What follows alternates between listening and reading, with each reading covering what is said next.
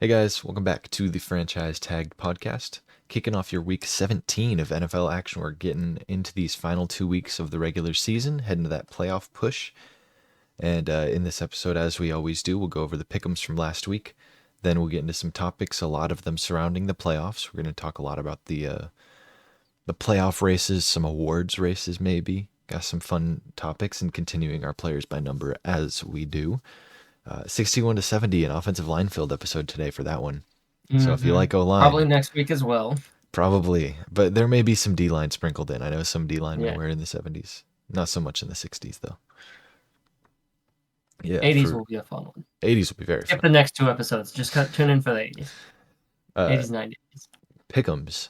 Last week, I went 10 and 6, which makes my overall record 145 and 95. And my lock on the Chiefs over the Raiders did not hit.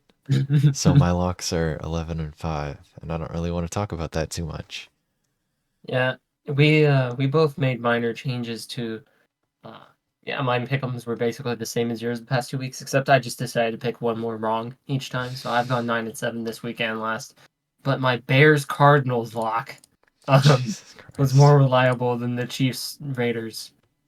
Which sets me up to be 12 and 4 in the lock ratio, and then I'm 152 to 88 for the overall records there. Yeah. So you're just smoking me in all aspects, and the Panthers won another game, so you're just smoking me in Oh. all aspects. Of everything we do at the podcast, I'm losing, but that's okay. I'm having a Panthers good did time. not win a game, my Oh friend. my God, they almost won. Dude, I They was fully almost won. operating under the assumption that they won. Wow. We can jump right into that game. I mean, that Yeah. was I couldn't watch that game. It I was was a busy watching the other game. Joe Barry masterclass, yet another one Yeah, of them. for real. That's all I said. Twitter was just like, all right, can we fire him? He does a deserve a Calling it job. Can wasn't that be our even Christmas present? it wasn't even firing him. They were calling for his head, man. They wanted him done. They didn't want him to The touch the field spike. again. Um, So I was having to watch that through the NFL, or rather the ESPN Gamecast, and the amount of hype I had by the play-by-play because it lied to me. Oh man, there was two big plays on their final drive, and they had like 15 seconds left for it, and one of them went out of bounds for DJ Chark, and the other one was caught over the middle of the field, and I was like, oh my god, they're gonna do it, and then it tells me that they clock it with with 1 second left, and I'm like, oh, it's gonna go in overtime. I get to watch it because this game's gonna end and it's gonna go over to that broadcast. This is so hype, and then it's just like end of game. I was like, what do you mean? What happened? What? Huh? And yeah, it did not get off. So I was lied to. It's unfortunate. It would have been wonderful to see the Packers lose to the Panthers. And I mean, yeah, it's what I live for. I Packers live for win. seeing the Packers lose, not because I'm a fan of any NFC North team, but just because I hate Ben Kurt on Twitter so much. Like he's so biased towards the Packers, and I feel like I he wonder acts like why. he's not. And Oh yeah, yeah. I wonder why too, because they cut him. So why are you still a fan, my guy? Well, he got cut so he could pursue his pro Madden career, My obviously. God. Okay. So Anywho, we had some performances for the ages by some receivers this week, man. You want to mm, talk about George Pickens and his yeah, Randy Moss type stat line? um, yeah, that was kind of crazy.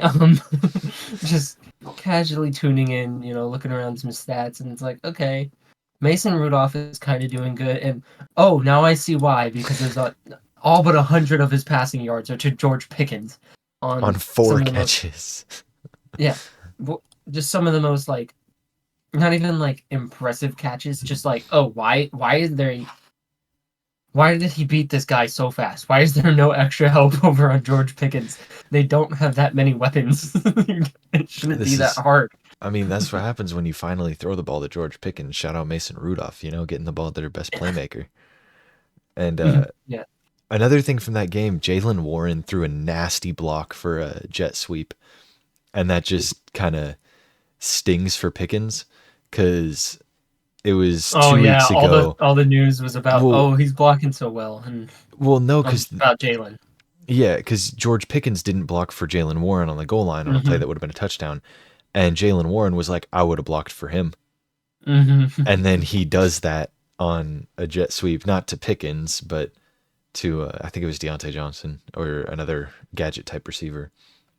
And yeah, Yeah, just a little that was rough there. Mason Rudolph commit. First of all, Antonio Brown tweeting like Mason Rudolph needs to start, and then one it happening, and then two him being good. Like AB Maybe, should have been the maybe, whole coach. What did maybe he? AB should be the OC. Yeah, he made. Maybe he's cooking. Let's give AB the headset. CTE, cooking the enemies. Oh. That was on the spot. I need to come up with a better one. Uh, Anywho,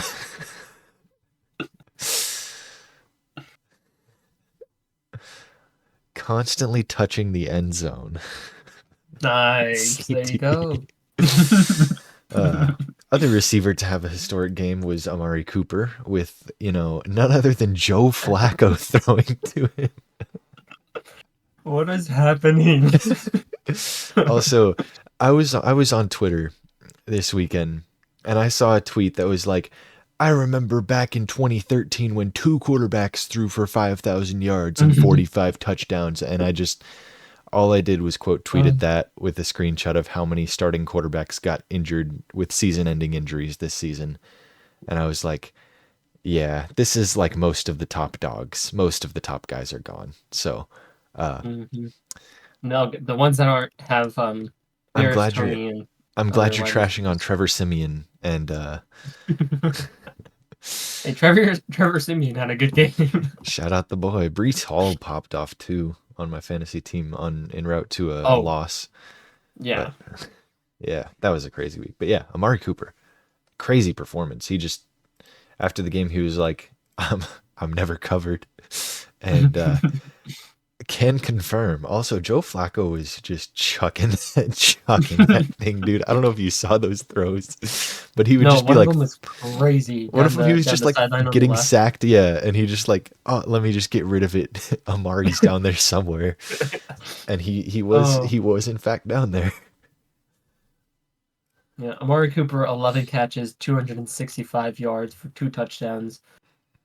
And I mean, a Joe Flacco legacy game, I guess. He's making sure his name don't go into being unknown and next to Peyton. It's He's like, I want to be up there. it's I crazy don't that want to the be that Jets guy. had him on their team last year. Yeah.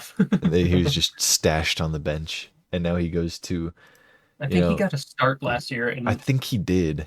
didn't even do Hold great. But on. I guess the the coaching Kevin Stefanski just has it on lock. Yeah, that's another thing that we should probably look towards is Kevin Stefanski's second coach of the year. Yeah. I was really hating on him with my pick'ems before the season started because I don't like him. I don't like his face. I don't like Deshaun. But no, they're I don't like Deshaun, but what that man does with so little every year, or what seems like so little every year, the Jags look horrific. yeah, they're reeling. They were weren't they like tied 1 seed just about a month ago? Yeah, No, they're sitting at 8-7. my Jags take was looking real good. My preseason, hey, the Jags are going to be really good this year. It was looking amazing, and then it's not anymore. And on the other hand, on the other side of that story, the Bucks look fantastic. Baker Mayfield looks like a competent passer, and I don't know how to feel about that. I don't. Yeah, I wouldn't say they look fantastic. They're still 8-7, but like they versus They've expectation, they've put together some really miles nice above. performances. Yeah. The You want to talk about your Patriots? I just want them to. I just want them to lose. I just want them to lose. I just want them to lose. I don't want to settle for Jaden McDaniels. I don't want them to pick Drake May at 7. I want Caleb Williams at 2, where we should be because we're the second worst team in the league behind the Panthers. So Bailey Zappi's not the answer. It's not the future. Hey, look, if he keeps putting together really good performances, sure, man, give him the reins. Draft Marvin Harrison Jr. Oh wait, you can't because you keep winning. You're gonna draft a generational day 3 tackle at pick 8, and like, Yeah, yeah. someone out of Bowling Green. Oh my That god, sounds about dude, right to please me. no. In other news, I did have something that I wanted to say about the Patriots. I don't want Belichick gone. I just want his GM duties revoked, and I want a legit offensive coordinator to come in. Because man, can he coach a damn defense? Like that defense is so much better than expectations. We keep losing guys like season-ending injuries left and right. Gonzo gone.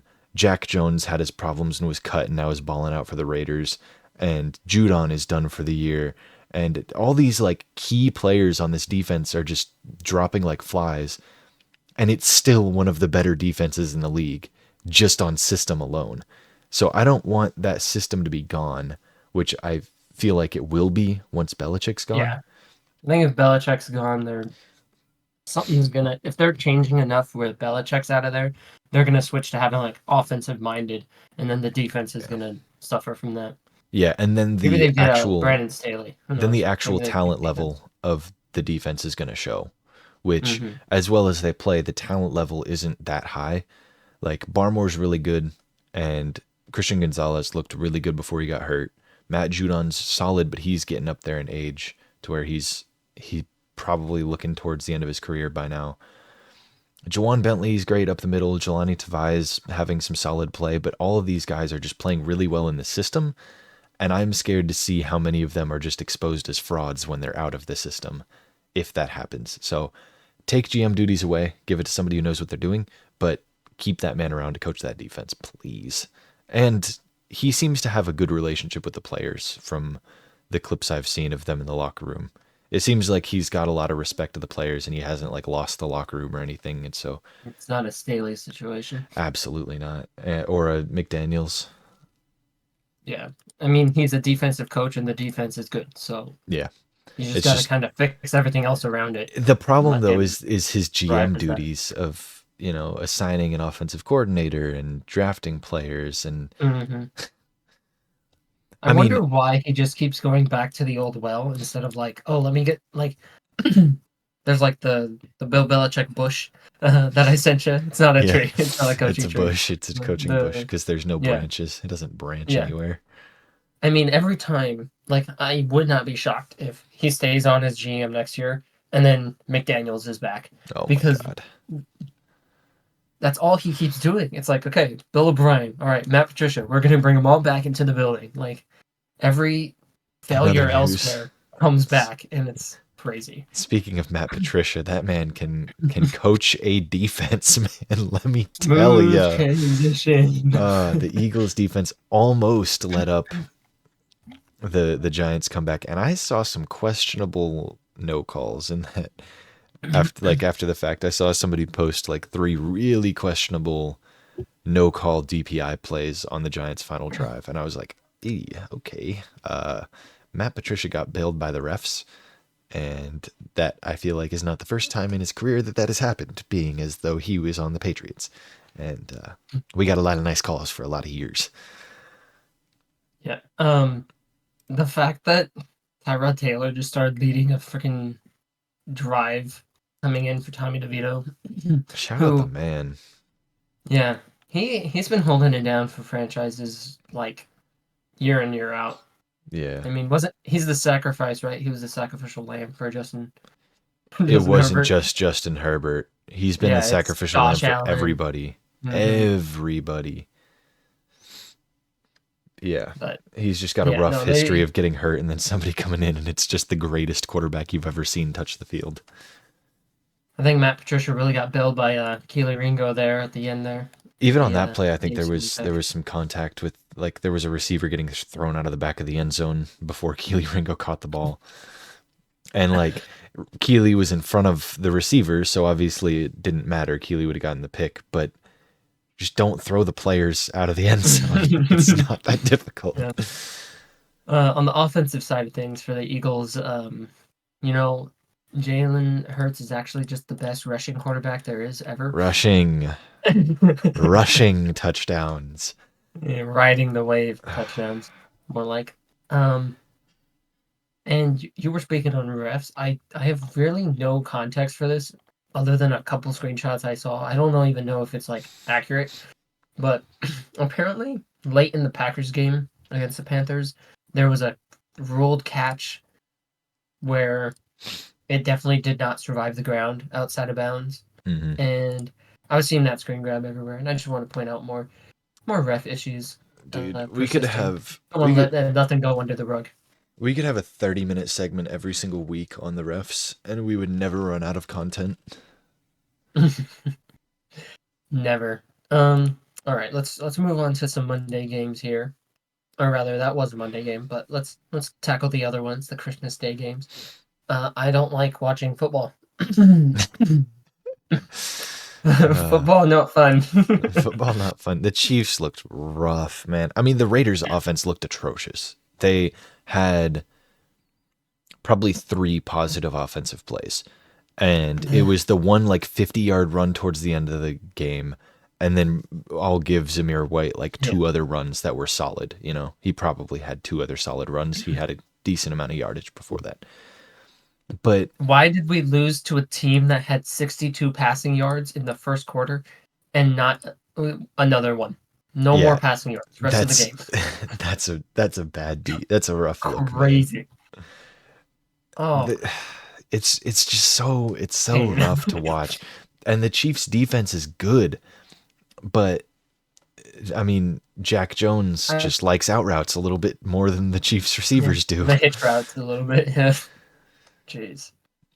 I don't know if you saw that Twitter interaction, but somebody posted a tweet that said Jack Jones on Christmas Day picking off Patrick Mahomes, and it was like an old clip of a Raiders corner picking off Alex Smith on the Chiefs and just taking it back. Photocopy, exact same thing with what Jack Jones did. And this is like tweeted a couple days before. It's like, haha, this is what's going to happen. And it is to a T what happened. Let me see. Also, take while all we're on the respect away topic, from Jack Jones for what he did after that touchdown. that's what I was gonna say. Like the biggest like a-hole of the year award goes to that was horrific. Like not even like or what's the quote? Jack Jones is the Was it Grinch. Joe Aikman? No, Joe Aikman. Troy Aikman or Joe Buck. That's a disgusting act. Like that's how I felt. I was Yeah. like, that is horrible. You Yeah. playing that Grinch role well. I can't find the thing. All I'm finding is that clip of him giving the ball to the fan and then taking it back. Evil. Yeah. So, I mean, if that's all I'm seeing, it's for a reason. But Yeah. Let's finish this off with the big ol' MVP race that was Monday Night Football. yeah, I have my own thoughts typed up for this, and I would like to hear yours first, and then I'll go into my monologue. All right. Well, Lamar Jackson still looks fun. Uh, their defense. I mean, just Lamar in the pocket, outside of the pocket, scrambling away from pocket, people all over him. Oh, I'm gonna scramble. I'm gonna make you miss, and I'm gonna pick up like I think it was like 30 yards on his Yeah. longest run. That's all great.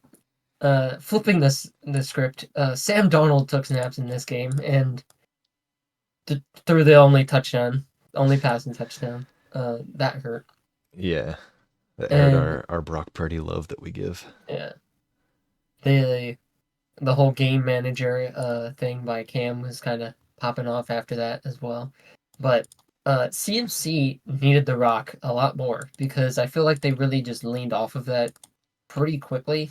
They had some like I want to say like garbage time runs, but not like you were down so much already and you're running out of time and then you start running the ball again because Yeah, it's like, oh, this is what's working, and it's like, yeah, it's gonna work because they're playing a pass. right. Like I think they really just needed to not lean off of him so fast, especially after their starting quarterback threw 4 interceptions. I'd say after the first two, probably lean in on the fact that Christian McCaffrey has more yards than everyone else on your team. I believe Yeah. that was the stat going into halftime. Yeah. I don't think it was more yards, but it was like 12 touches for 102 yards, and the rest of the team is 8 touches for 150. Yeah. George Kittle popped off George Kittle early, did and pop off then very early, and then they stopped throwing he, to him. yeah, it's like, okay, we have all of our weapons, and we're gonna start ignoring them. Like him I and th- McCaffrey popped off early in that first quarter and then moved away from it and then didn't get back to George Kittle and C-Mac until kind of balls out of hand, ball and game. I think part of that is that the Ravens safeties and linebackers are so strong. Like Kyle Hamilton, Patrick Queen, Roquan Smith. Those three, you can take away a lot of routes to the tight end if you just kind of start focusing on that. And I think that's what ended up happening is they were like, they aren't really throwing as much to the receivers, so let's take our focus and shrink it into the middle a little bit more and then focus on George Kittle because a lot of times George Kittle is like the sixth option that doesn't really get thrown to that often on that team. And he's a really talented tight end, Crazy. but he just ends up being that like, it's just George Kittle. He's great at blocking too. We'll let him do that. And this game, it was like, nope, George Kittle's open. We're going to him early and we're going to him often. And it was like 3 catches and 50 yards in the first 2 drives for him. And then they had, a little bit more of a focus on stopping George Kittle. And that kind of put an end to that. And same with Christian McCaffrey. My full cohesive thoughts typed up that I did this morning. And this is comparing Lamar and Brock Purdy in their MVP conversations and not them as players because could not be further from the same player, not at all similar. But Lamar only has 1 game with multiple interceptions thrown, and it was against the Browns, who are a really tough defense, and his second interception or one of his 2 interceptions was thrown to somebody, bounced off their hands into the air and was picked and returned for a touchdown. And that is one of their losses. And by that same logic of like, oh, well, it wasn't really his fault because it was a deflection. By that logic, 2 of Brock Purdy's weren't his fault, but I do think Lamar is a more integral part of the Ravens offense than Brock is of the 49ers offense and Yeah. even other players in that Niners offense. Because if you say, oh, well, then CMC is the integral part of that 49ers offense, if you take him out, they are still a successful offense. And I think that's why running backs and receivers don't win the award as much, is because if you have a really talented quarterback, it doesn't matter who's around him as much. So I think if you take CMC and you put Elijah Mitchell in his place, does the offense take a step back? Yeah, but are they still successful? Absolutely. You still have Debo, you still have Ayuk, you still have Kittle, and you still have that really good O-line. So Elijah Mitchell's gonna have some running lanes, and he's not gonna be popping off as much as McCaffrey is. Yeah, if you go that way, it's going to be more like more time of possession because they're not going to be picking up like 30 on this run play. They're going to be picking up like 5, and then they're going to do it again. Yeah. While we're on like that topic of like taking a player out, what's the tackle's name? Trent Williams. Trent Williams leaves the game, and then they just fall apart even more than they were prior.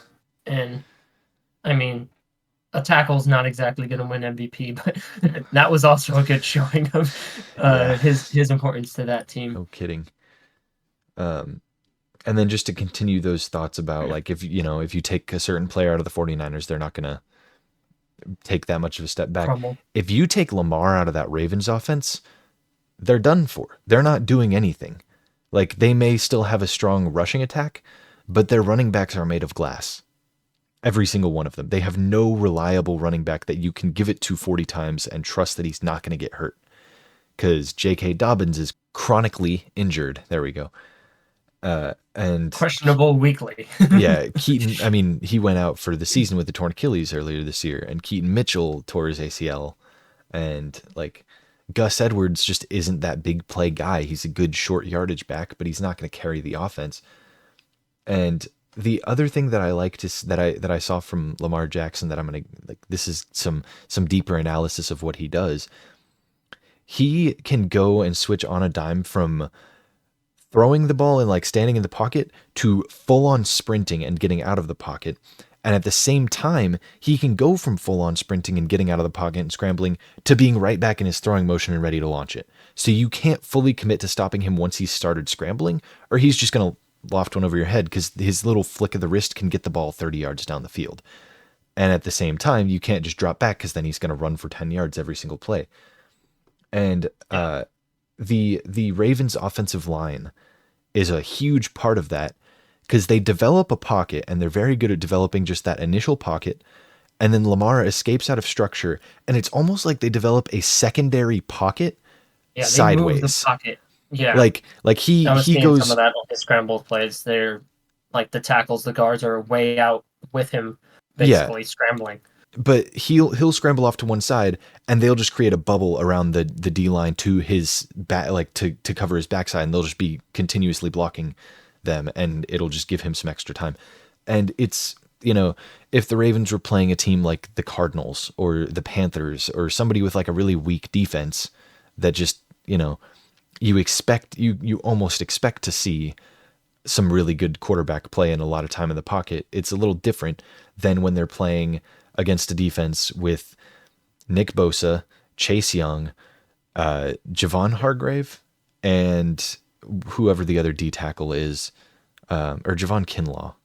I was gonna say I think it's. Hargrave's also there, but I think Kinlaw was who you might have been thinking of first. They're both there. Oh, okay. Yeah, the Javons. The Javons. The Javons and the two OSU edge rushers. Like, those guys, that's not a D line that you expect to have, 5-10 seconds in the pocket with. But because of how Lamar has kind of conditioned his O line to block, he does get 5-10 seconds in the pocket. And I will maintain, I don't think all 4 interceptions should fall on the shoulders of Brock Purdy. And I don't think that he should just be, oh, he had a 4 interception game, he is now completely out of the MVP race and Yeah, cannot win it. But I think that his push for MVP was already kind of in question of like, is it him or is is it it his the offense? weapons? Yeah, And because of that, it's not like he lost his weapons and couldn't do anything. Just all of a sudden he has a bad game. And now it's all these questions of, is he good? He's trash. Cut him. Get rid of him. And I didn't really see any of that. But I did see a lot of questioning why the 49ers didn't pursue Brady in the 2020 offseason. And like, yeah, wonder that question.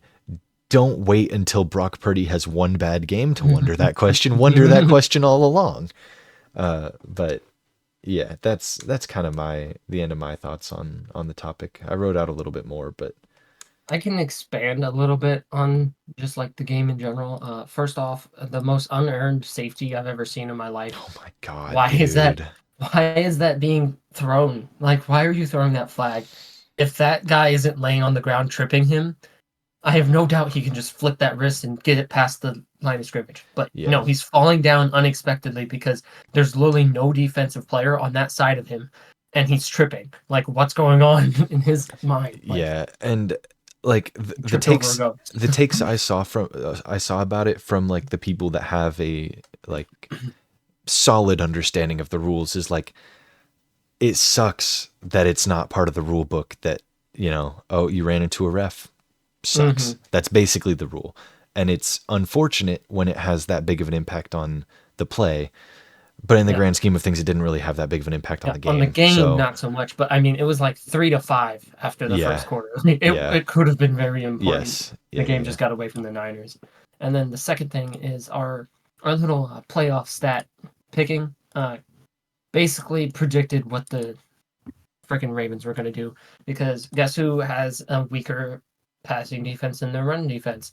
The Niners. And the Ravens, everyone you're playing Lamar, you're expecting like, okay, all these runs, and the Ravens really didn't run the ball really. Like, I mean, we had some scrambles from runs Yeah. from Lamar, but outside of scrambles, then the running backs didn't like do great, but They they didn't have didn't need to designed rely on them. runs until they were like on the goal line and they were like, okay, let's give it to the Yeah, Gus Edwards and have yeah. him score. They were like punching it in. They weren't like, okay, let's run down the whole side of the field Yeah. because they are the best at rush yards per game, but they didn't need to be because they're playing like one of the best at stopping that. And so when they can fully just switch to Lamar Jackson popping off through the air, which he's really developed that now that they don't have what was that coordinator? Now that they have their new offensive coordinator, they're really using him as a passer and it's not exactly the Justin Fields route where they're forcing him to be a pocket passer. They're letting him be Lamar, Yeah, but throw the create out ball. a structure but throw it. Yeah. Yeah. And it's increasing his longevity in the league because as a running Mhm. quarterback, not as a running quarterback, as a running person, your longevity is cut in half. You know, like you've got pocket passers like Joe Flacco, like Tom Brady, like Aaron Rodgers, where they can be in the league for 20 years and you don't really bat an eye. Yeah. And if you saw a running like Frank Gore, I think Frank Gore was in the league for like 15 seasons, and it was like, how the hell is he still running the ball after 15 seasons? Yeah. So taking Lamar out of that kind of, you know, explosive running role and just having him, okay, get out of the pocket, don't make too many moves, don't put too much stress on your legs, just gain some yards, go down. Gain some yards, go down. And he still doesn't really know how to slide, but he gets down. Yeah. I think that's about enough talking about the games, the recap in the games, and a lot of talk on Monday Night Football. But it was an interesting game. It was a Super Bowl caliber like game that Yeah, it everyone was was hyping up. So I one think seed it's against worthy of one that seed. conversation. Yeah. People are saying the MVP knocked off, so it's it's worthy of discussing there. And just transitioning, keeping up with those teams. Sebastian Joseph Day, who was waived after starting all 14 games for the Chargers this season, was picked up by the 49ers. So I'm furious because they just keep getting better and richer, and they just everyone I've ever wanted for the Lions D line is like, haha, Santa Clara sounds fun this time of year, and I don't blame them, but come on, guys. I know it's -12 here. I know we're all like shoveling snow, and they don't want that, and they're like, hey, LA is kind of close, and this there might be poop on the streets, but at least I can pay to live in the nice houses. Like, At least I can no, look out my that window and see the beach, you know? yeah, right. Yeah.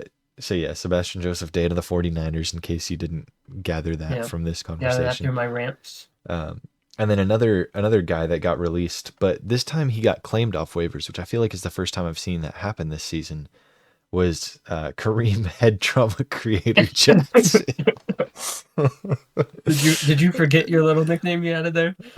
No, I didn't say it out loud until right now. But yeah, on this sheet that we use, I have Texans claim Kareem head trauma creator Jackson off waivers, and Yeah, R. How to add nickname. Kareem Jackson. another thing that happened that we got some news on today, on a bit of unfortunate news, was about T.J. Hawkinson, that he did in fact tear his ACL and MCL, and he is done for the year. Yeah, that happened in the Lions game on their way to clinching the NFC North for the first time in 30 years, and I've seen so much hate for Kirby Joseph because he's the one that hit his leg, and I mean, it's not like a non-contact ACL like they usually seem to be, but uh, I'll defend my boy Kirby because it's it's probably the first hard hit he's delivered, and that's not a roast. That's just like he's not a dirty player kind of thing. Um, I mean, yeah, he went low it's because he's trying to tackle a tight end one-on-one as a yeah, safety. yeah. It's not an unheard of occurrence. It happens. He It's just not happened to hit the exactly knee just right to tear yeah. a couple ligaments. And Um, Now if it was Brian Branch there, I think Brian Branch is trying to blow him up, not going low at all. But yeah, I think Kirby Joseph, that little lengthy, skinny guy who loves to get up and get interceptions, kind of goes ahead and makes that known. Also, uh, poor Nick Mullins because he threw so many interceptions against us. I think it was four. Uh, Kirby Joseph had two of those. But I didn't want to schlob on the knob of the Lions too much because we'll be getting to them with our stat sheet. If you have nothing else coming up before that. yeah, I've got nothing until the stat sheet. All right, so the Lions. I'm not gonna lie when I say that our defense hasn't been good all year. I think I've mentioned it probably anytime we've talked about a Lions game. You've got some studs on that defense. You just got to put some performances Some together, other man. stuff. I mean, if we could have gotten Chase Young to go alongside, that would have been great because Or it's not like, Sebastian Joseph Day. yeah. I mean, it's not like we don't have Hutchinson getting doubled the most, or getting absolutely bullied by like triple, like he's getting chipped 4 times before he even I've gets a chance. I've seen him Crazy. called Waluigi way too many times, and it's so funny because that's exactly how he runs. he, Hutchinson? yes. Yeah, I see it. I see it. Watch him beat a tackle and run towards the quarterback, and just imagine it's Waluigi, and it's not hard to imagine. It is not difficult. Anywho, So new addition to the clinched playoff teams here, the Lions and the Miami Dolphins. And looking at these stats, I feel like they're the same exact team. Um, Now we'll open because you're looking at it initially. yeah, The Miami Dolphins have a 41 opponent win percentage, and the Lions are sitting at 46. I wanted to kind of point out the Lion or not the Lions, the Cowboys and the Dolphins have both kind of had this narrative around them this season that they can't beat winning teams, Hmm. and it's not just a narrative; they can't. It's a fact. Like the Cowboys have not beat a winning team this season, I don't think, and it's just because their strength of schedule is so low. And the Dolphins, I think the only team with a winning record that they've beaten has been the Cowboys this past week. I'm not 100% sure if there's like one or two more, but I'm pretty sure that's right. And it's just like it makes you wonder how they're going to perform in the playoffs when every team they play is going to have a winning record. But Yeah, I think Seattle might be the only I think they team had a I'm losing seeing that record at the that point Cowboys. Oh, true, because they haven't true. been that great this season.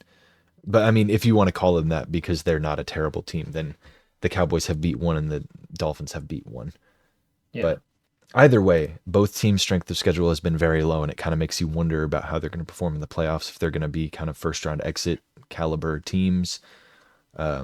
And I like the Ravens as my kind of like just early favorite to go the distance and make it to the Super yeah. Bowl. Everyone else is either like gonna enter the playoffs with their backup quarterback, or They're the they Eagles. have started struggling.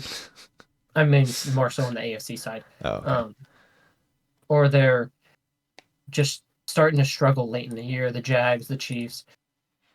It's it's looking like if these teams that we've been projecting to make the playoffs, they're not coming in at their best. So I feel like the Ravens would have an easy enough path to kind of get Lamar some playoff wins, which has been his main knock Yeah, early and in his career. another thing is like throughout most of the past several years, the AFC has always been the stronger conference. And this season, whether it's due to injury or due to actual strength of teams, it's seeming like the NFC might be a scarier sight in the playoffs than the AFC. But we just saw the number one of the NFC get destroyed by the number one in the AFC. So Yeah, it's always interesting. I talk about this anytime there's a decent interconference matchup.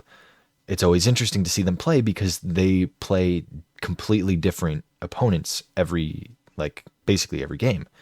yeah, And in this case, the AFC blew out the NFC, and there's no clear reason why. Like earlier in the year when the 49ers were dropping games, it was, Debo's injuries and out. Brock mhm. Purdy might have been concussed. That's still not confirmed or denied.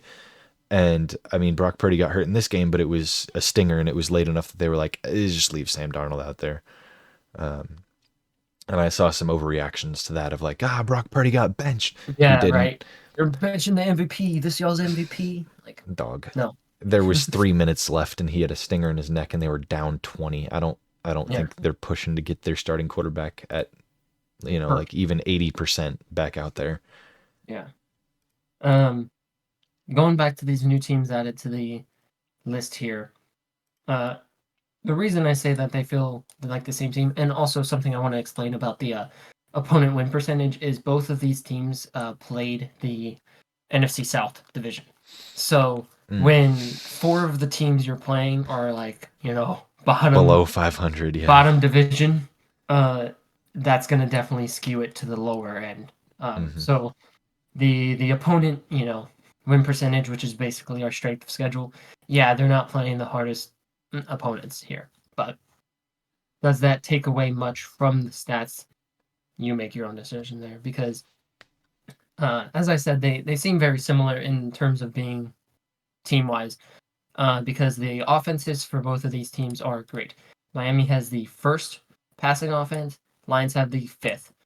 Lions have the third in rushing, and then Miami has the fifth. And then when you look at points per game, they're both top five. Miami at the number one spot, Lions at the five. But defensively is the weaker part of both of these teams. Obviously, I've hated so much on their defense for the Lions here, and rightfully so because they are 23rd in the passing, which I think this is kind of painting a trend where in the NFC, you don't need to be good at stopping the pass, because we also have the 28th and the 15th ranked for the Eagles and Niners who clinched before this. Yeah, that's kind of odd. Meanwhile, you look at the teams so far on rushing side, and the only one that isn't good at stopping the rush is the Cowboys, and they're 19th. Everyone else is top 10.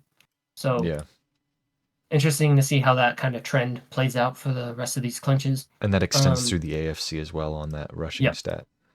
Yes.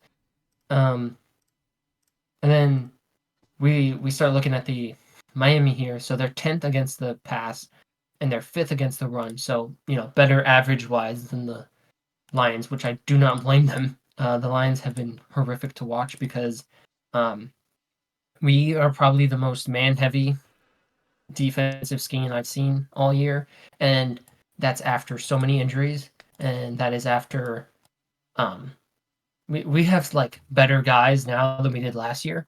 But another thing I've seen is that we don't disguise much, if at all. We maybe disguise 15% of our calls on defense. Other than that, you're going to be able to line up, motion somebody over, immediately tell what kind of coverage it is. And if you snap the ball and you're on like a play action where quarterback's turning his back to the defense, he can turn around and he knows what he's going to see because he Yeah. saw it pre-snap. He's not getting any surprises. And that was kind of exposed in this Vikings game because I had seen a stat saying that the Vikings are, I believe it was top three since week 6 on yards, on play action passes. And the Lions, when you line up and you're predictable, you're more susceptible to the play action. So you can, they know where they're going to go with the ball pre-snap. Basically, they just need to verify with their eyes. And verifying is going to be really quick when 80% of the time we're in the same defense. So that was a big weakness even in this Vikings game that kind of let us struggle. But moving ahead through this, the point differential for the Miami Dolphins is 4th. That's kind of higher than I expected with, I get it, they're beating these bad teams, Hey, they but dropped 70 on the Broncos' heads. That kind of helps. that is very true. Outside of that Yeah, game, take that down and they're at differential, 99 and it's yeah, it's it's a big closer hit. to, well, even that's not that big of a Not hit even because Lions at 99. 57 is, They'd be sitting at like 80. well, no, But yeah, 99 because it was a 50-point differential in that game. true, true, It true. was 70 to 20.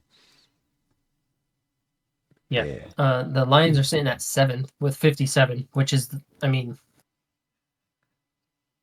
the Eagles are barely winning and squeaking these out, but Hmm. the Lions are kind of, I'd say, in a similar boat where it feels like we are either winning by a score or we're winning by multiple scores. And I feel like the multiple scores is purely because of the opponent's strength, not so Um, much our domination. just curious, have you updated all these stats for the teams I that have were not. already in here? You didn't? Okay. The teams that we're going to be updating them all when playoffs start. So we're going to simply be looking at stats when a team enters this. We're not going to be like discussing so much um, Like the week to progression week. of stats. Okay. Yeah, we're just going to kind of put it in, look at it as they're new, and then now that they're not new, we're going to kind of move on, look at the new teams, and then end of the year when all of the teams are clinched, update them all so that way we have a good basis for our playoff rankings and kind of deciding those matchups. Okay. That was my only question. That is all that I don't think I have anything else to talk about this, other than obviously just re-pointing out that the Eagles' record since week 10 is, well, after a win, 3-3. But Yes, when they entered, the they worst they were here. 2-3. They were not looking so hot. And the Chiefs are also going to be not looking so hot if and when they clinch this week. Hmm. But we'll get into that next If, week if if they do. But if they win this week, they clinch. So Yes, but again, confidence is keyword low. if. Very low confidence in the boys. Um, I think we can move on to the best players by number Yep. 61 to 70. If you want to kick us off with that, with number 61. Yeah, this is an interesting one because it's so heavy on O linemen that I feel like a lot of it is name recognition, and then kind of PFF. Tell me the names I know. You And froze. so coming up at 61, I picked out the ones I knew, and I knew Mason Cole and I knew Sam Mustipher. Any names differentiating from yours? Well, I knew Cody Ford, but I knew him from not his Bengals Play. days. And um,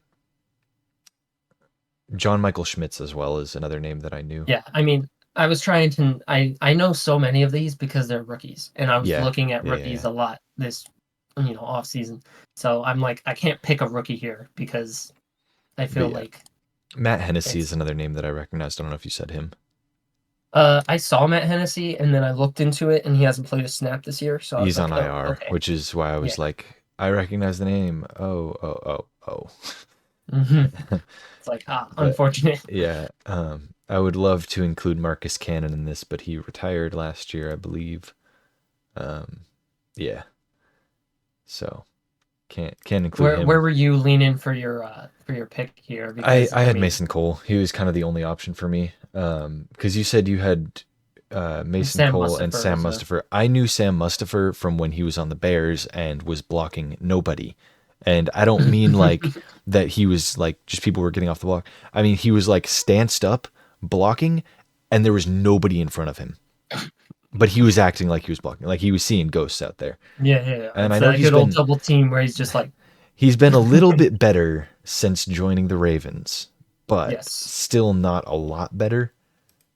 And I know he moved from I think the Bears had him playing tackle, and he moved from tackle to center. yeah, that's a big So jump why for. the hell did they have him playing tackle? But yeah, I've got Mason Cole. He had a better PFF grade than anybody else here. Uh, I'll be taking Sam Mustipher just because Disgusting. Jesus, why? I, I he has a better PFF grade than Mason Cole. Is this a Hmm. moment when you're not going to trust PFF? Yeah, I'm not taking Sam Mustipher. It's not happening. I'm All right, sorry. He's sounds good. literally I'll the be I'll worst be offensive taking lineman him. I've ever watched play. So I'm I'll not be taking taking him him. because if I'm looking at them as a unit, Steelers Ravens, I'm going to be picking the Ravens, and so with the difference between those two players being minute to me, I'll be taking Mustipher. I have no predisposed bias against him. I despise him with a passion. 62, we got two really good offensive linemen going from two really mid to awful players. Yeah, We kind got of Joe Tooney and scrounged some Jason up. Kelsey. And I'm going to be taking Kelsey here, but Tooney is also really good. I just think that Kelsey is the most valuable player on the Eagles, and they have one of the strongest offensive lines in the league. So I think that the I agree with you, obviously, with Kelsey being top top tight end or top center. Wrong, Kelsey. Uh, also not top true. center. He's not the top tight Yeah. end anymore. It's been atrocious Hey, I this year. said one of. Oh, Um, I just heard he's been top tight end, and I was like, mhm. nope. But I'm gonna be going. I'm a homer. I'm gonna be taking Joe Thuney here because, Wow. His yeah, PFF grade's so much higher. Joe Tooney's is 10 lower than Jason Kelsey. I that's not what I'm checking. I checked it for the two mid guys that I don't know, but I'm not gonna be checking it for the established centers. I mean, Kelsey's been making some mistakes lately. He's been false starting. I think that he's been kind of lacking, but also when the strength of the Chiefs is the interior O line, and Joe don't like Joe's here. Joe snapped the ball. I mean, he's a better center. No, I'm just kidding. But yeah, I'll be disagreeing with you once again because I feel like we're this O line group. This is going to be prime dispute area. Yeah. Moving on to 63, there's two names, Chris Lindstrom and Tyler Biotish. I just recognized Biotish's name, and then I hmm looked into him, and he's actually not that good. But Chris Lindstrom's very good this year, so I'll be picking up Chris Lindstrom. You're like, what Yep. outrageous I take can I pick? Well, you see, there's another guy. Oh, What Jesus. bottom three offensive linemen Hold can I on. pick here? Give me bottom three for real disrespecting Thune like that, my guy. No, I'm Um, disrespecting Sam Mustafer like that. all right, fine. Yes, let me Uh, take Tristan Colin Castillo. Yeah. well, okay, I want to give a shout out to a player that you're gonna equally hate because his name's Evan Brown. Why would I hate um, Evan What? Evan Brown is currently on the Seattle Seahawks, but he was a Lion last year. He played some backup role for us. Came in, saw the field a lot, but I'm going Coach Johnson. I'm not gonna. I just wanted to tease you with some Evan Brown name in there. Okay. 64, I only had one name written down, and that was Ted Karras. And so that is likely who I will be taking. Me. Nate Davis was also there. Shout out Nate Davis, but he has not had that great of a Wow. year. So who did you say? Because I T- do not have them on my list at all. Ted Karras, I missed that one. Bengals guard, very good. I had seen Nate Davis. I had seen Tyler Linderbaum. Oh, I Those didn't were even the see ones that Tyler were on my Linderbaum. list, Rough. and I'm leaning Linderbaum here. Hold on. Maybe I will too. I didn't see him. Or I didn't recognize the name when I read it. Hmm. 76.4. Ted Karras. Yeah, I'll go Tyler Linderbaum. What's the difference on them? Uh, Karras is like a 60. Hmm. Linderbaum's a 76. It must hurt having to have the wrong opinion. On to I 60. didn't see him. Anyways, I legitimately did not. He was not a purple name for on me to that I had already 65. clicked. 65 is a good one here. Trey Smith. That's crazy. That's the What? only name you got? Yeah, it was I by mean, we and got large Lane the best Johnson number here. 65. Cool. All right. I'm not disagreeing with you on this one Take though. Lane Johnson then, bud. I'm not. I'm Like, not. I'm not gonna. But I thought he'd at least get a mention from you. I did see him and I was like, oh, I got to look into Lane Johnson, and I didn't. So shout out. But yeah, I'm taking Trey Smith. Lane Johnson. Let's see. This bald-headed guy. 76. I'll take Trey Smith. I think Trey Smith is Yeah. somewhere around the same. Trey Smith is fun. Like he's got extra love from the draft class video. That's why we're taking Trey Smith here. True. On to 66. Today, I learned that there is actually two Connor McGoverns in the NFL, and they are Yeah, I both was so offensive confused. linemen. I looked him up on PFF, and for some reason, the garbage player for the Jets that has like a 32 PFF grade is the first one to pop up, and I'm like, oh, I guess he's on the Jets now. It's because he He has a sucks nicer really mustache. bad. And I was like, wow, this picture of Connor McGovern on the Jets is very different than the one of him on the Bills. He's changed so much. Um, and I'm gonna just insert the picture of Connor McGovern on the Jets onto the screen. You can see him right here. That's 48.5 was his PFF grade, and the other Connor McGovern, isn't much better. It's a 58.9, but it's at least a name that I recognize that isn't injured. So he was my pick, and then I also did see Ben Saul Risner Ben and Ben Cleveland Cleveland. Yeah. and Ryan Jensen, but Ryan Jensen is injured, Yeah. and as such, we cannot pick him, or we shan't pick him.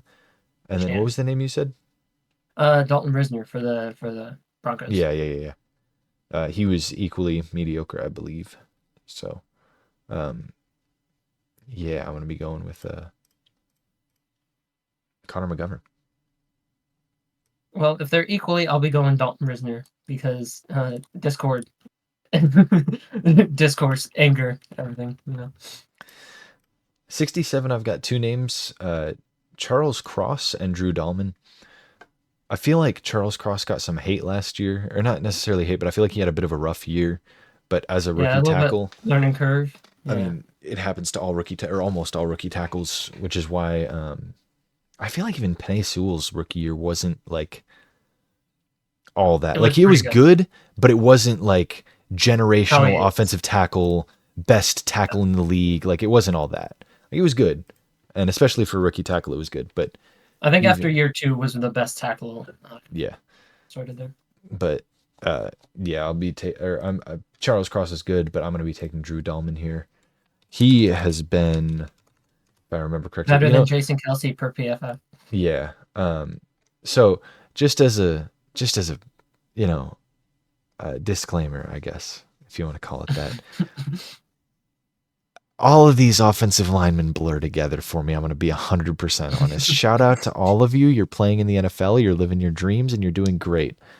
But if I read 17 names and they're all guards, I'm not going to know who's who. I'm not going to remember the individual PFF grade for all of them. I'm sorry. Yeah, agreed. So if I say, oh, this guy's really good, I remember that, and he ends up not being good, sue me, But Drew Dahlman Oh has been God, better than. do you have the legal? Do you have the money for those legal fees? So you're going Drew Dahlman? So I'm going Drew Dahlman. All right, nice. I'll be taking Charles Brown. Jesus. Are you I actually? understand. I understand. Dahlman's been really good. And Cross has been pretty okay. Pretty okay. But one's a center, one's a tackle. There's a certain skill gap that goes between those. That's true. I think I'll be sticking with young man Cross because I liked him out of the draft. And Actually, as you I know said what? before, these old linemen, they're blend together, and I think it's really coming down to a lot of personal preference, name value I'm too. gonna I'm gonna actually switch over to Charles Cross. My team's already got a center. Needs a tackle. And then on to 68, we've Jason got. Kelsey could have been your 2. Oh yeah, totally. On to 68, we've got the beautiful voiced man Jordan Mailata, also Brandon Scherf, Ooh, also nice. Robert Hunt. All three of them have had fantastic years. Brandon Scherf a little bit worse than the other two, but Robert Hunt has had a really nice year, and then Jordan Mailata is obviously really good. Really big part of that Eagles O line, and that's where I'm going to be leaning is Mailata. But Yeah. One name I also had Scherf here and Mailata, but I also added in Taylor Decker, one of those stalwarts of the Lions online here. But I'm gonna be going Mailata. Decker is very good though. I saw him and I decided that he sucked because he was on the Lions.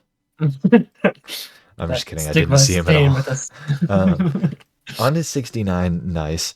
I've got two names, and it's a little bit odd, because one of them is like a really, really good player, but he's been hurt for I feel Yes. like more than one season now, and that And is then the other David is Cole Strange, right? David Bakhtiari, and then Landon Dickerson is the other name.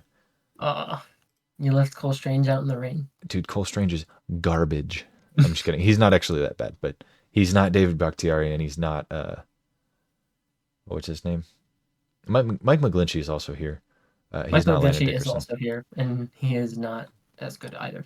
He's not that good, but he is here. Can confirm. Yes, he does exist. Good point out. Good call out. Yeah, I'm torn between these two because I think that David Bakhtiari is the better player, but also David Bakhtiari I feel like has not touched the field in 2 years.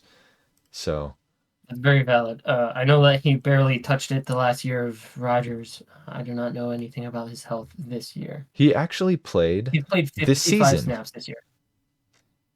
I didn't think he played at all this season, which is, So that last removes year, Bakhtiari.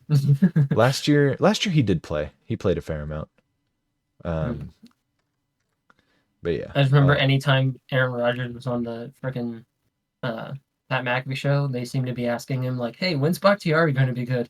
And his answer was always like, "Maybe next week." yeah.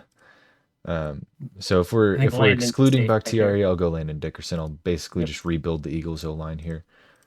Yes, you seem to be going that way. Yeah. Who's their other tackle? Don't they have like a bad tackle on one side? I think so. Or is that Landon Dickerson? Is Landon Dickerson the tackle? If so, then Landon then I'm Dickerson is a tackle.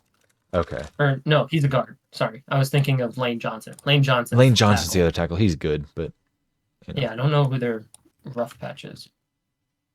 I don't know if it's anybody actually. Maybe the other guard. It's Kelsey, Dickerson, Mailata, Lane Johnson, and Cam Jurgens. Yeah, Cam Jurgens. Beef. His nickname's Beef. I love Cam Jurgens. All right, both going Landon there. I believe so. And then I'm gonna kick us off with 70 in a second, just because I need to see. Yeah, his Instagram is beef underscore jergy. You know what? What number does he wear? Oh, jeez. What number does he wear? Where is his number? Bruh. They don't list his number. Oh, Cam 51. Jurgens. He wears 51. Who did we pick Oh, for missed 50? Oh, opportunity on Will Anderson over Beef Jurgens. it. Damn. Um, Missed opportunity. Anywho, for number 70, I've got two solid players and one massive shout out. So I want you to go to the list of players by number for number 70 and just EFR go ahead and search that. number 70. And Search sort. And I'm here. look towards the bottom half of the list. You know, you've got Cole Van Lanen, Greg Van Roten, a Kevin couple other Ziegler. players. You know, Rashawn Slater, shout out. Juice Scruggs. So yeah, my shout out is going to Juice Scruggs. His real Just name's Frederick. I'm glad he goes by Juice. Frederick Scruggs, bro. Anywho, the other two names are Zach Martin and Jake Matthews. So considerably higher caliber players than Juice Scruggs. He was But drafted this year, 60, 62nd for Juice.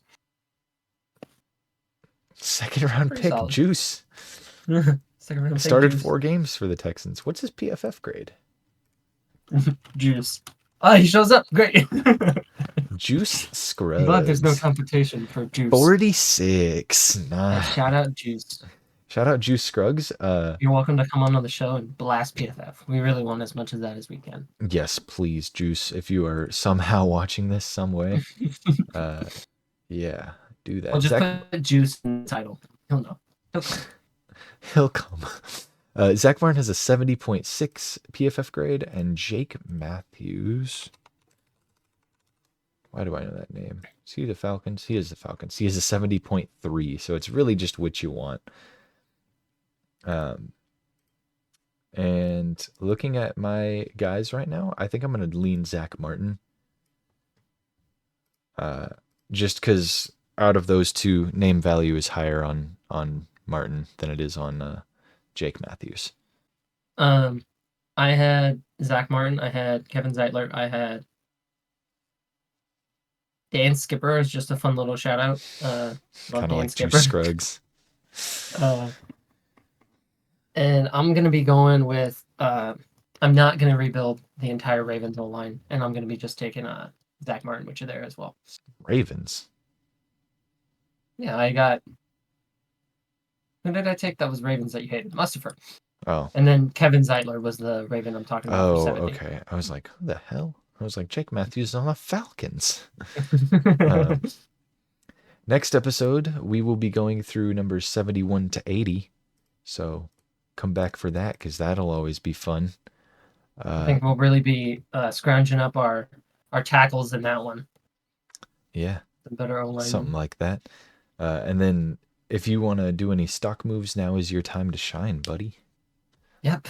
Entering the last 2 weeks, I would need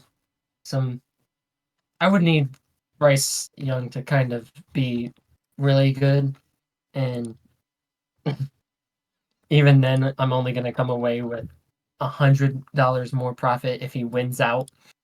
I don't believe that they're going to really do that, because this week they play the Packers, and the week after. Nope. This week they play the Jaguars. Last week This week they play my bad. This week they play the Jaguars, and I'm really hoping that they get that bounce back game in terms of the Jaguars. And then ending off the year, can you see who they're playing? Buccaneers. And the Bucs are fired up after beating the Jaguars. So yeah, both division, almost. I would call them mediocre teams, but when you're the better than the Panthers for sure. Yeah. Not to mention that I think if certain things go wrong for the Bucs, that's going to be a do or die and they're not going to die to the Panthers. Mm-hmm. I do not believe in that. So I'm going to close out my bank balance, and I'm going to be sitting here with $100 less than you. This will close out our stock segment for the year, unless you decide to make some crazy move on week 18 I'm gonna buy for the your day playoff trading. teams. Yeah. Or just buy the Ravens. Just hope they win out. Oh, when they are all benched. Smart idea, my guy. No, buy the Ravens in their bye week for the playoffs. You can't lose money. Yeah, Big brain. exactly. See, big thinking there by you, Bucko. Mm-hmm. Yeah, this is probably going to be what we end the stock market for the season. Both of us at me at $3,200, you at 3,100, and in the initial like rules and regulations, we said that we'd add some money to the total when the next season of the stock market starts, and that number that we came up with was $1,000. So we would add $1,000 to the start of next season. I'm not so sure we'll do that because it seems like Yeah, I think it we've would be. dropped pretty good. I So put that in as more of like a if we took too bankrupt many risks insurance. and lost all Yeah. of our money, we would have something. But I think at this point we're pretty good with where we're at. So I'm at 3,200, you're at 3,100, and we'll be entering the season next season, both of us over $3,000. And just as kind of a look forward into next season, almost some of the cheaper stocks will be the Cardinals, the Panthers. Panthers, the Patriots, the Commanders, and then the Chargers is probably going to be one that's, a really nice buy Yeah. at cheap, because if they bring in a new OC and a new head coach, or maybe not new OC, but if they bring in a new head coach that's ideally better than Brandon Staley, which not hard to do, You'd hope. then buying them at whatever they end up being, even if they win out, they'd still be well under 500. It looks like a pretty good buy.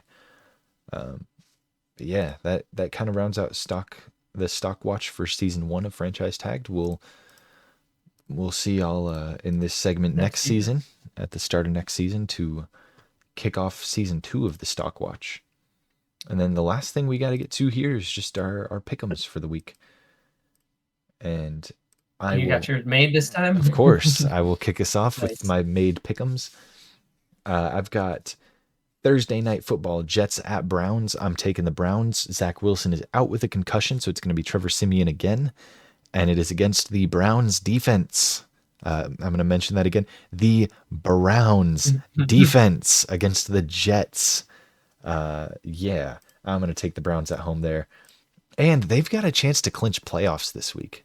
Like, that's insane. Yeah. And they're still in the hunt to be the 1 seed. If everything goes right, the Browns, led by Joe Flacco, can get the 1 seed.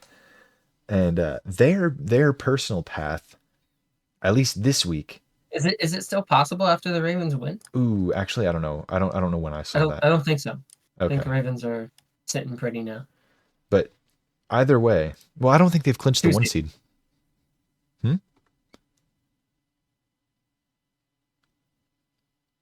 Let me see. No, because the Browns beat the Ravens. Yeah, they could win out. Yeah. They could lose out. Yep. Yeah. All right. So there is still a shot. And the Browns winning out isn't the most outlandish thing. It's the Jets and the burrowless Bengals. So it's definitely a possibility that the Browns win out. But the Ravens play the Dolphins and Steelers, and that Steelers game might be one that determines whether or not Mike Tomlin keeps his positive streak alive. And we know when that's on the line. Maybe even a job. Who knows? When that's on the line, they pop off. But anywho, I've spoken enough on the Browns for whatever reason. Lions at Cowboys. The Cowboys' record against teams with a winning record is horrific. And despite the Lions' defensive struggles, I don't think the Cowboys are going to beat them. I'm going to take the Lions there in Dallas. Then we got Dolphins at Ravens. Same thing with the Cowboys. The Dolphins' record against teams with a winning record is not good. So I'll take the top of the AFC Ravens. And the Dolphins may be down Jalen Waddle, and Tyreek may still be kind of on a snap count or not as explosive as he would like to be. I feel like he kind of was a bit less good this week than he normally is. But also I didn't really... Less on pace for record breaking. Yeah. Then Patriots at Bills. The Patriots stole one in New England earlier this year against the Bills. I don't know how that happened. I don't think it's going to happen again. So I'm Still, going to when be you were a taking the believer. Bills over the Patriots. And please, for the love of God, Patriots, can we get a better draft pick? Thank you. Lose the games. Then we got Falcons at Bears. I'm going to just hope and pray that Arthur Smith loses out and loses his job, and also that Justin Fields is able to win his job. And then Titans at Texans. I've got Texans. Raiders at Colts. I'll take the Raiders, who are fresh off a win against the Chiefs, and the Colts are fresh off a Yep. loss to the Falcons. Then Panthers at Jags. It's so extremely difficult to ever say anything good about the Panthers, so I'm going to take the Jaguars, obviously. Mhm. Rams at Giants, I'll take Rams. Cardinals at Eagles, I'll take Eagles. Saints at Bucks, I'll take Bucks. Niners at Commanders, I'm taking Niners. Steelers at Seahawks, I'm taking Seahawks. Chargers at Broncos, another divisional matchup there. That's an interesting one. Easton Stick, he's a baller, but I'm taking the Broncos at home. And then Bengals at Chiefs, I'll take Chiefs over the Burrowless Bengals. I think they really need a bounce back and they need to clinch Yeah. playoffs. And I think they pull that one out. And then Packers at Vikings. This is really a toss up. If, you know, the Packers defense does it again and lets up another NFC offensive player of the week to whoever they're playing against, then I wouldn't be too I mean, it's surprised. possible. Jettas is back, so And you know what? I have picked so many Monday night games wrong that I'm not going to go with my gut, and I'm actually changing it. I'm taking the Vikings over the Packers.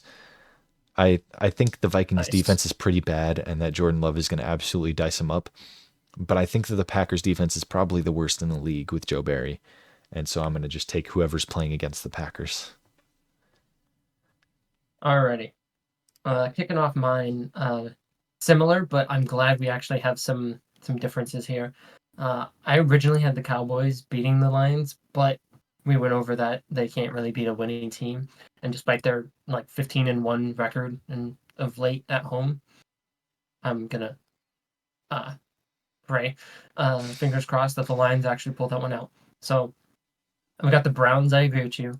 I'm picking the Lions. I agree with you. I'm gonna have the Dolphins pulling up an upset because the Ravens just showed all of their strengths, and I feel like this season, whenever any team is like, oh, they're unstoppable, kind of like what we just did with the Niners, they get stopped, and so I feel like there might be an upset coming, and it's not going to be a big one.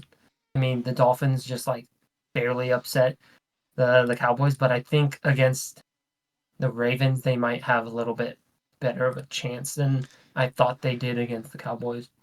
I think, I mean, I kind of went over it. I think the same problem is that neither the Dolphins nor the Cowboys could win against teams with a winning record. So one of Yeah, them had to pull it out. And it wasn't a pretty win. Like it was last second field goal, 22-20, two high powered offenses that couldn't get anything going, really. And so I don't see the Dolphins being able to win that one, especially in Baltimore as well. yeah, I guess the Homer side of it, but Nah, stick with your gut, man. yeah. I have the Bills over Patriots. I have the Bears over the Falcons. Texans over Titans. I don't know who's going to be starting for either of these teams because I mean we saw Tannehill come out. We also saw CJ not return, so I'm hoping CJ returns. Texans there. Colts. I'm going to be taking over the Raiders, despite the fact that the Colts just lost to the Falcons, which is just a horrific thing to leave my mouth. Um, I think that the Raiders are kind of, I mean, yeah, they're on fire under Pierce, but I think that they're kind of were driven by that rivalry, and certainly the past couple matchups against the Chiefs, um, using like chips on their shoulders, and it's not exactly going to come into play against the Colts. Um, Jaguars over the Panthers because as hard as it's been to watch this Jaguar slide, I really hope they don't continue it against the Panthers. Uh, Rams over Giants, Eagles over Cards, Buccaneers over Saints. I have the Niners over the Commies, Chase Young revenge game coming up there. And then I actually have the Steelers beating the Seahawks because the Seahawks just struggled against the Titans with Tannehill. And we saw why Tannehill got benched. And I think that the Steelers somehow have found it with Mason Rudolph. They unlocked offense. Crazy thing to find in their skill tree in week 16. But uh, yeah, I feel like the Seahawks have kind of been not nearly as good as we hoped and kind of bubbling over, trying to make that playoff push. But the Steelers, I think, might be the spoilers to that. Broncos over Chargers, Chiefs over Bengals, and then I had the Vikings over the Packers because the Vikings just played really well at home against us, and I could see them doing it again against the Packers. Yeah. I Did you I say your lock of the week? I did not. My lock is on the 49ers over the Commanders though. Um I That's I accurate. could Yeah. definitely see the Steelers beating the Seahawks just because that would ensure a winning record for Tomlin, and I think it's inevitable at this point that that happens. And I think especially because next week they play the Ravens. I'm not sure if it'll happen there in Baltimore, but Yeah. I'm just kind of hoping that the Seahawks can pull it out and that their defense can kind of step up. But yeah, that's definitely one I could see going either way. It's the same with the Packers Vikings and the Dolphins Ravens as well. I could see the Dolphins upsetting. I just don't think they have it in them. All right. And I've been doing some perusing to make sure my lock of the week keeps it up. It's going to be on the Browns and the Jets. I'm scared because it's a primetime game, but fingers Yeah, crossed, man. I mean, you know what? Can I double down? Can I match your lock on the Browns? Oh no, then that's just double the curse, I think. But Yeah, if you match it, then at least we're matching that week for the lock. So I see your logic there. You're trying to not fumble this away. yeah. I'm gonna go ahead and lock the Browns over the Jets. Yeah. Actually, um, shout out Hey, to that just means that week 18, if we are correct, if or wrong, if we, it's going to match. So that means week 18, you got to pick someone different than me, which won't be hard because I have 17 teams that are out of question for me to pick. bro is gonna have to lock the let's see. Panthers, let's go. Cardinals over, who are the Cardinals playing? Cardinals over Seahawks. That's your lock. There you go. Yes, predetermined. Love it. All right. Thank y'all for watching. Show up for next week for best players by number 71 to 80. We'll get into the 80s there. We're gonna Yeah. have a really good player at the end of the list. A lot of And offensive show linemen up for the again. new clinch teams. Yeah. Yeah. A That's lot of that's them all could his come, stuff. So or shout none out. of them could come because, oh God, everything's wide open in the AFC. Everything, man. Yeah. Let us know who you think deserves the MVP down in the comments below. If you think it's Brock, if you think it's Dak still for some reason, if you think it's Lamar, if you think it's CMC, Tyreek Hill. I feel like everybody's just getting too injured and banged up, and it's just going to be down to who can make it out the rest of the season. Who survives? Who's Yeah. who survives? That is who wins the MVP. Who is alive at the end of the year? Um, Uh, yeah, tell us your favorite Kareem head trauma creator Jackson moment. yeah. Uh, Also, let us know your favorite juice play. Juice Um, Scruggs, of course, is who we're we got talking some about. killer, nicknames this episode. Absolutely. We're getting quite unhinged, and as always in our It's finally outros, coming. it's wonderful. Have a good one.